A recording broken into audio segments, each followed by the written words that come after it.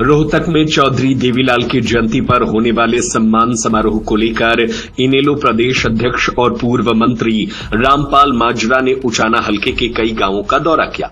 संडील, सुदकैन कला और करसिंधु सहित कई जगहों पर कार्यकर्ताओं ने उनका गर्मजोशी से स्वागत किया और ग्रामीणों को समारोह के लिए निमंत्रण दिया। इस दौरान माजरा ने कांग्रेस और भाजपा दोनों पर तीखे हमले बोले। उन्होंने कहा कि कांग्रेस 2024 का चुनाव गुटबाजी और अहंकार की वजह से हारी, कमजोर उम्मीदवार उतारे गए और पार्टी खुद डूब गई। उन्होंने साफ कहा कि रैली करना हर किसी का अधिकार है और रोहतक में रैली का फैसला इनेलो का है। भूपेंद्र सिंह हुड्डा द्वारा इनेलो को भाजपा की बी टीम कहने पर माजरा ने पलटवार करते हुए कहा कि कांग्रेस को अपने गिरेबान में झांकना चाहिए। किसान आंदोलन का जिक्र करते हुए उन्होंने कहा कि अगर किसानों की वोट न बटी होती तो तस्वीर कुछ और होती। राहुल गांधी के अभियान पर उन्होंने कांग्रेस के पुराने कामों की याद दिलाई और संविधान तोड़ने मरोड़ने के आरोप लगाए। भाजपा सरकार पर निशाना साधते हुए माजरा बोले कि हरियाणा बेरोजगारी, कर्ज, नशे और अव्यवस्था में नंबर 1 हो चुका है। किसान और मजदूर वर्ग आज पूरी तरह नाराज है।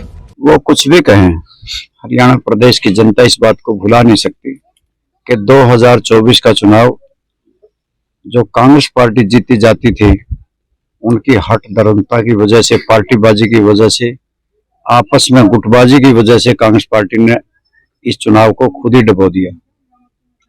पार्लियामेंट का इलेक्शन आया था, मनोहर लाल खट्टर के खिलाफ बुद्धि राजा को टिकट एक बहुत कमजोर कैंडिडेट को दिया। किसने दिया? इस बात को भी देखिए कि पहले सीटिंग और गेटिंग का फार्मूला किसने दिया। जो तब एमएलए थे उन सभी को टिकट दिलवा के उनमें से 16 एमएलए आ रहे, और उसके बाद कितने लोगों को थापी दी गई थी कि वह आप कैंडिडेट होंगे, और फिर कितनों को बागी कैंडिडेटों को खड़ा किया था। वो कौन लोग हैं, वो जरा अपने गिरेबान में झांक के देखें। ये किसी को अधिकार नहीं है को कह दे कि रैली यहाँ क्यों होगी। रैली का अधिकार सभी को लोकतांत्रिक तरीके से करने का। कोई जाए, करनाल कर सकता है, सरसा कर सकता है, रोहतक कर सकता है। उसने अपना नजरिए से पॉलिटिकल तौर से देखना है कि मैंने रैली कहाँ पे ठीक है, कहाँ से मुझे चुनाव लड़ना है, कहाँ मैंने रैली करनी है, कहाँ मैंने अपना दबाव बनाना है। ये अपना उसका राजनीतिक फैसला है। रोहतक में करने का लोकदल पार्टी का करेंगे। सर, एक बार आरोप रखते हैं कि बीजेपी की बी टीम इनेलो है, तो उसको किस तरह देखते हैं? आपका तो उचाना विधानसभा क्षेत्र है, आपको पता होना चाहिए कि यहाँ के उम्मीदवार के पीछे क्या कैंडिडेट खड़े करे और किसने करे, किसने उनको पैसे दिए, किस की वजह से वो खड़े रहे मैदान में। इन लोगों का तो कोई कैंडिडेट यहाँ पे नहीं था। परिणाम क्या निकला? यहाँ पे संघर्ष की धरती थी, किसानों की धरती थी।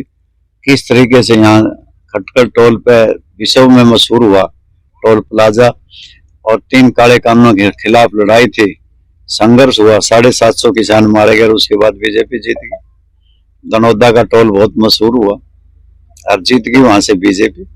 ये कौन लोग हैं जो लोग किसानों की वोट बांट करके राजनीति कर रहे हैं? अगर किसानों की वोट एक जगह पड़ी होती तो आज तस्वीर कुछ और होती, क्योंकि इनके इशारे पे बटी गई जो लोग इस तरह की बात करते। उचाना से भूपेंद्र की रिपोर्ट। सत्य खबर, सत्य, सटीक, बेबाक।